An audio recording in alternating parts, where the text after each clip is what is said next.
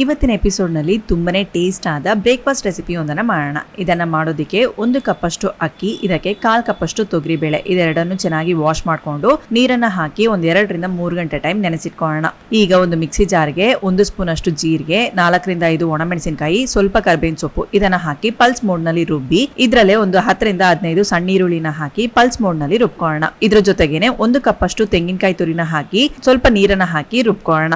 ಈಗ ಒಂದು medium size mixie ಜಾರ್ಗೆ ನೆನೆಸಿಟ್ಟಿರುವ ಅಕ್ಕಿ ಹಾಗೂ ಬೇಳೆನ ಹಾಕಿ ಸ್ವಲ್ಪ ನೀರನ್ನ ಮಾತ್ರ ಹಾಕಿ ಗಟ್ಟಿಗೆ ಈ ತರ ರುಬ್ಕೊಳ್ಳೋಣ.